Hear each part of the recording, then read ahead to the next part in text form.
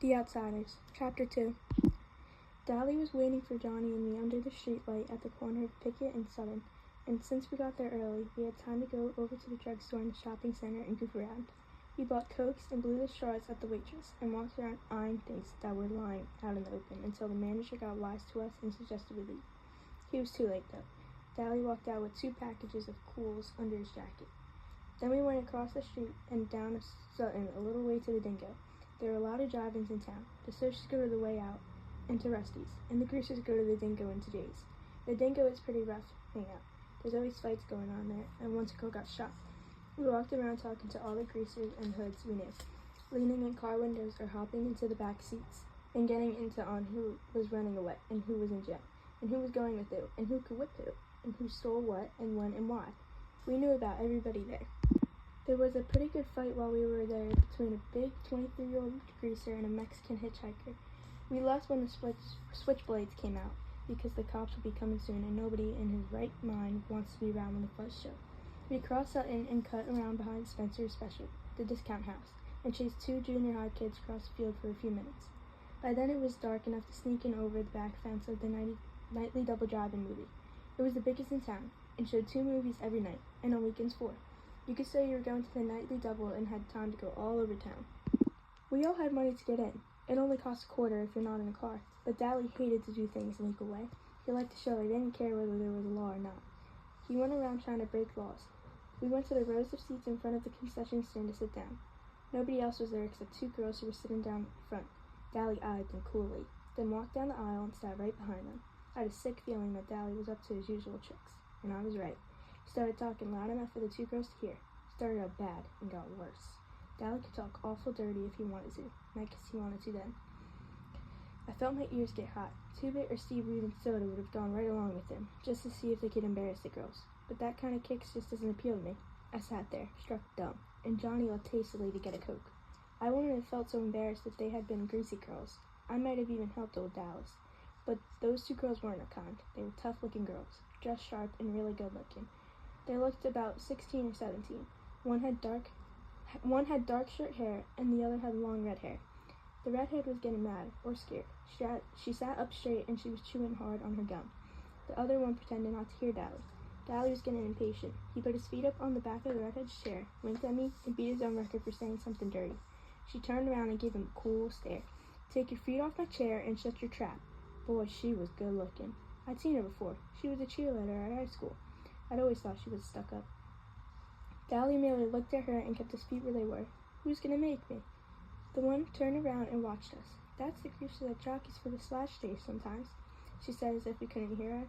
I had heard that tone a million times. Greaser, greaser, greaser. Oh yeah, I had heard that tone before too many times. What were they doing at a drive-in without a car? I thought, and Dallas said, "I know you 2. I've seen you around rodeos." "It's a shame you can't ride bull half as good as you can talk it," the redhead said coolly and turned back around. That didn't bother Dally in the least. "You 2 barrel race, huh?" "You'd better leave us alone," the redhead said in a biting voice, "or I'll call the cops." "Oh my, Dally looked bored. "You got me scared to death. You ought to see my record sometime, baby." He grinned slyly. "Guess what I've been in for?" "Please leave us alone," she said. "Why don't you be nice and leave us alone?" Dally grinned roguishly. "I'm never nice. Want a Coke?" She was mad by then. "I wouldn't drink it if I was starving in the desert. Get lost, hood." Dally merely shrugged and strolled off. The girl looked at me. I was half scared of her. I'm half scared of all nice girls, especially Socials. "Are you going to start in on us?" I shook my head, wide-eyed. "No." Suddenly she smiled. Gosh, she was pretty. "You don't look the type. What's your name?" I wish she hadn't asked me that. I hate to tell people my name for the first time. Ponyboy Curtis. Then I waited for the "You're kidding," or "That's your real name," or one of the other remarks I usually get. Ponyboy's my real name, and personally, I like it. The redhead just smiled. "That's an original and lovely name."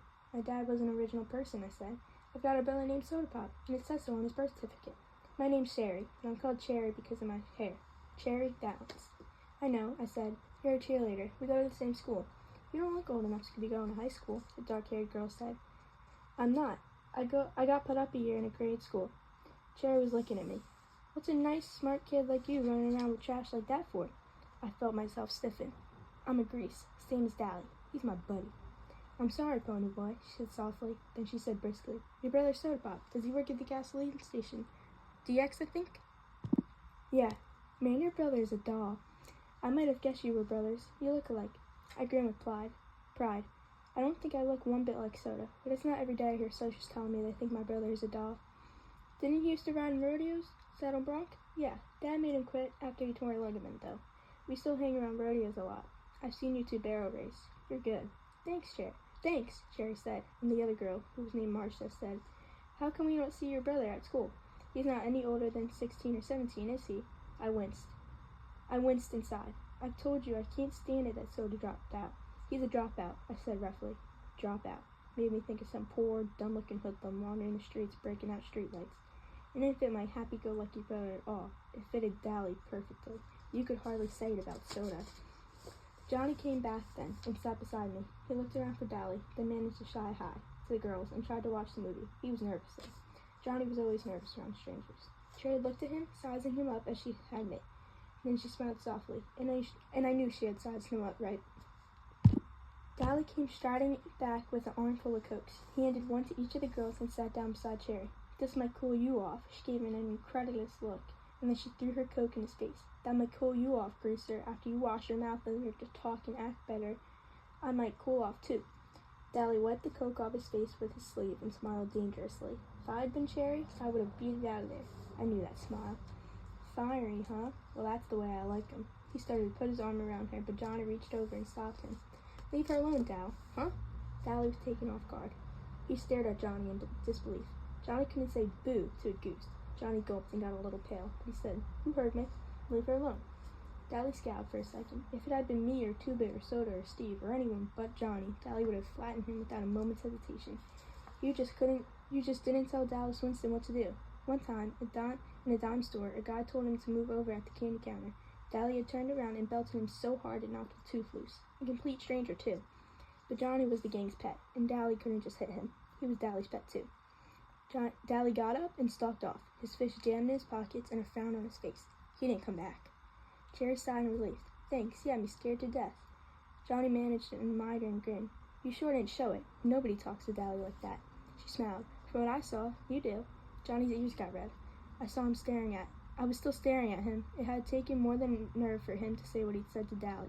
Johnny worshipped the ground Dallas walked on, and I'd never heard Johnny talk back to anyone, but much less his hero.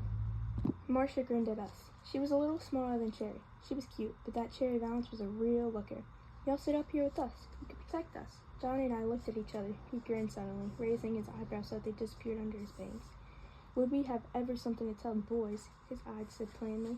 We had picked up 2 girls, and classy ones at that, not any greaser broads for us, but real socialists. Soda would flip when I told him. Okay, I said nonchalantly. Might as well. I sat between them, and Johnny sat next to Cherry. How old are y'all? Marcia asked. 14, I said. 16, said Johnny. That's funny, Marcia said. I thought you both were. 16, Cherry finished for her. I was grateful. Johnny looked 14, and he knew it, and it bugged him awful. Johnny grinned. How come y'all aren't scared of us like you were Dally? Cherry sighed. You two are too sweet to scare anyone. First of all, he didn't join in Dallas's dirty talk, and you made him leave us alone. And when we asked you to sit up here with us, you didn't act like it was an invitation to make out for the night. Besides that, I've heard about Dallas Winston, and he looked as hard as nails and twice as tough. And you two don't look mean. Sure, I said tiredly. We're young and innocent. No, Cherry said slowly, looking at me carefully. Not innocent. You've seen too much to be innocent, just not dirty. Dally's okay, Johnny said defensively, and I nodded. You take up for your buddies, no matter what they do. When you're a gang, you stick up for the members. If you don't stick up for them, stick together. Make like brothers. It isn't a gang anymore. It's a pact. A snarling, distrustful, bickering pact like the socials in their social clubs, or the street gangs in New York, or the wolves in the timber. He's tough, but he's a cool guy. He'd leave you alone if he knew you, I said, and that was true. When Steve's cousin from campus came down, Dally was decent to her and watched us swearing. We all did around nice girls who were the cousinly type. I don't know how to explain it. We try to be nice to the girls we see once in a while, like cousins or the girls in class. But we still watch a nice girl go by on a street corner and say all kinds of lousy stuff about her. Then ask me why. I don't know why.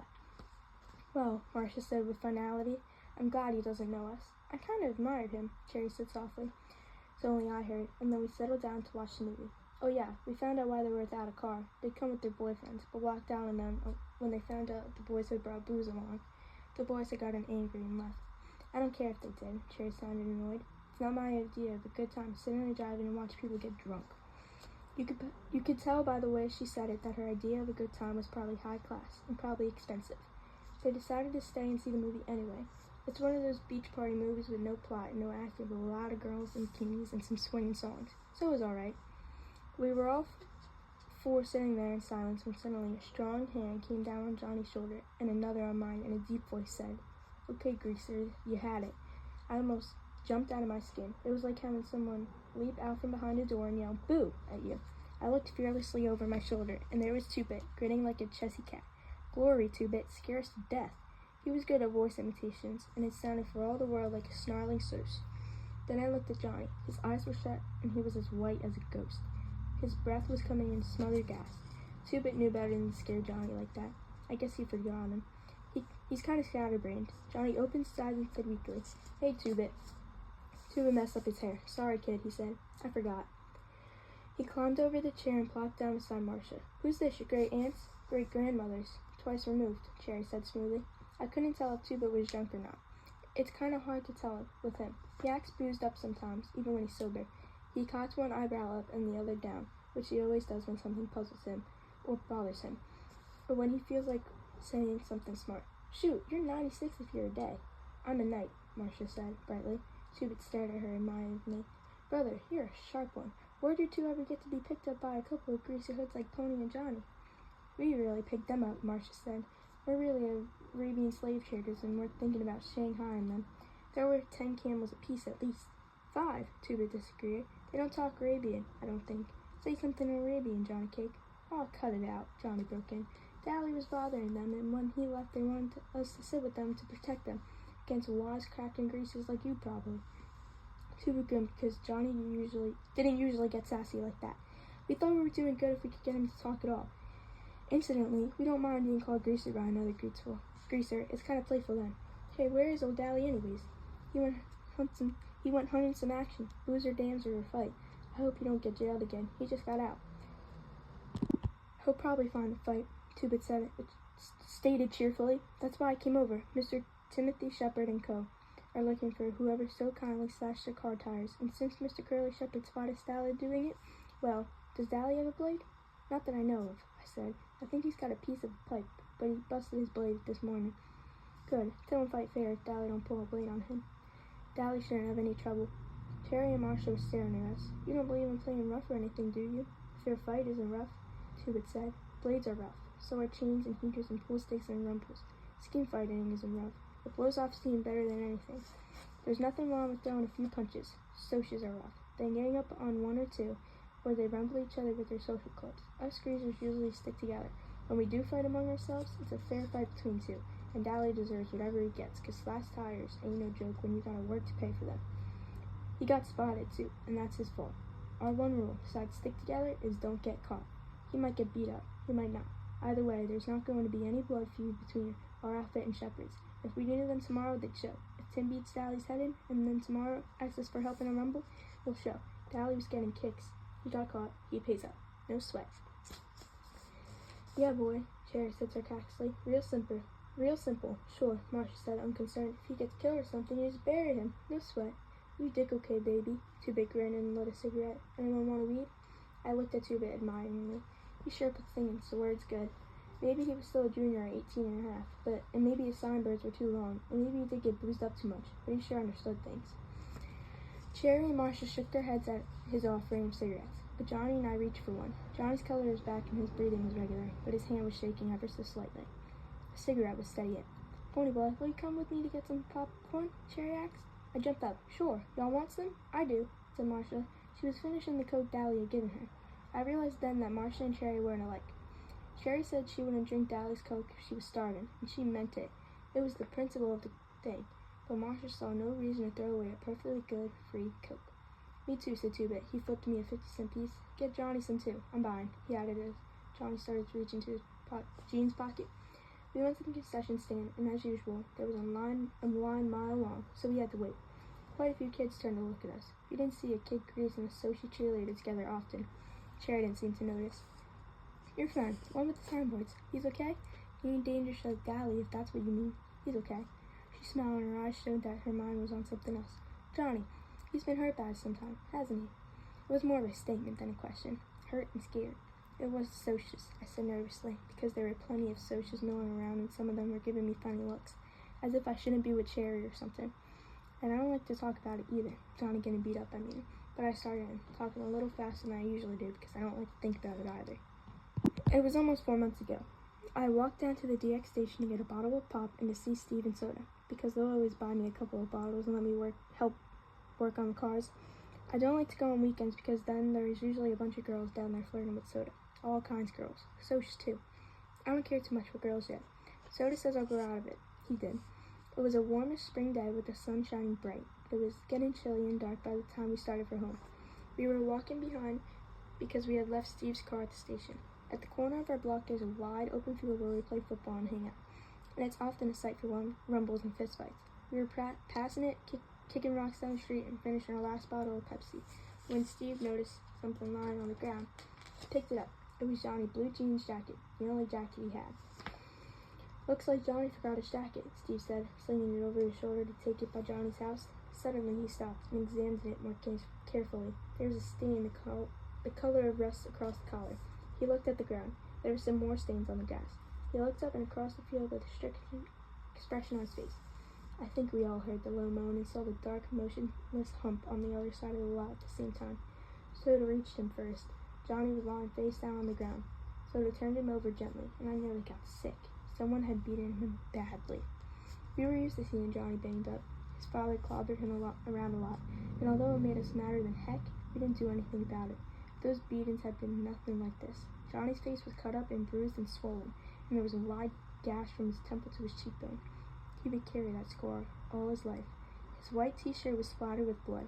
I just stood there, trembling with sudden cold. I thought he might be dead. Surely nobody could be beaten like that and live.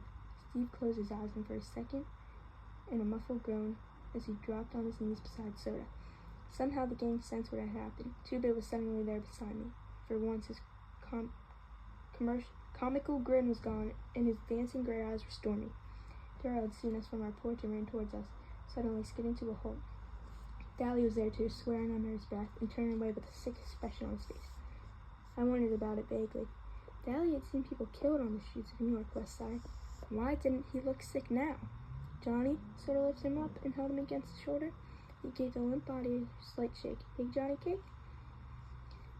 Johnny didn't open his eyes. There came a soft question. Soda? Yeah, it's me, Soda Pop said. Don't talk, you're gonna be okay. There was a whole bunch of them, Johnny went on, swallowing, ignoring Soda's command. A blue Mustang full. Got so scared.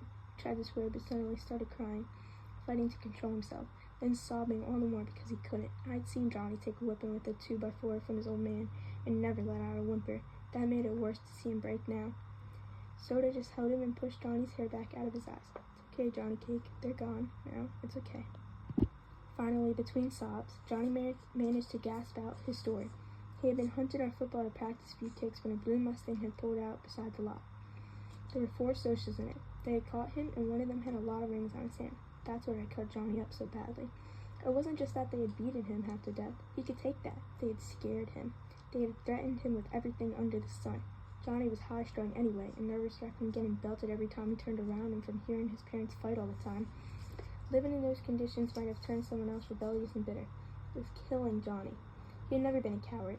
He was a good man in a rumble. He stuck up for the gang and kept his mouth shut good around cops. But after that, the night of the beating, Johnny was jumpier than ever. I didn't think he'd ever get over it. Johnny never walked by himself after that. And Johnny, who was the most law-abiding of us, now carried in his back pocket a 6-inch switchblade. He'd use it too, if he ever got jumped again. It had scared him that much. He would kill the next person who jumped him. Nobody was ever going to beat him like that again. Not over his dead body. I had nearly forgotten that Cherry was listening to me, but when I came back to reality and looked at her, I was startled to find her as white as a sheet. All soldiers aren't like that, she said. You have to believe me, Pony Boy. Not all of us are like that. Sure, I said. That's like saying all you greasers are like Dallas Winston. I bet he's jumped a few people. I digested that. It was true. Dally had jumped people. He had told us stories about muggings in New York that made the hair on and the back of my neck stand up, but not all of us were that bad. Cherry no longer looked sick, only sad. I'll bet you think the Socias have it made. The rich kids, the West Side Socias. I'll tell you something, Pony Boy, and it may come as a surprise. We have troubles you've never even heard of. You want to know something? She looked me straight in the eye. Things are rough all over. I believe you, I said. We better get back out there with the popcorn, or Sue would think I ran off with his money. We went back and watched the movie through again. Marcia and Tuba were hitting it off fine. Both had the same scatterbrained sense of humor. But Cherry and Johnny and I just sat there, looking at the movie and not talking. I quit worrying about everything and thought about how nice it was to sit with the girl without having to listen to her swear or to beat it off with a club. I knew Johnny liked it too. He didn't talk to girls much. Once, while Dally was in reform school, Sylvia had started hanging on to Johnny and sweet-talking him, and Steve got hold of her and told her if she ever tried any of her tricks with Johnny, he'd personally beat the tar out of her. Then he gave Johnny a lecture on girls and how sneaking a little broad like Sylvia would get him into a lot of trouble. As a result, Johnny never spoke to girls much, but whether that was because he was scared of Steve or because he was shy, I couldn't tell. I got the same lecture from Tuba after we picked up a couple of girls downtown one day. I thought it was funny, because girls are one subject even Derek thinks I use my head about. It had been really funny because Tuba was half-crocked when he gave me the lecture, and he told me some stories that made me want to crawl under the floor or something. But he had been talking about girls like Sylvia, and the girls he and Dally and the rest had picked up at drive-ins in downtown. He never said anything about social girls, so I figured he was alright to be sitting there with them. Even if they did have their own troubles, I really couldn't see what socials had to sweat about. Good grades, good cars, good girls, Madgers and Mustangs and Covars. Man, I thought if I had worries like that, I'd consider myself lucky. I know better now.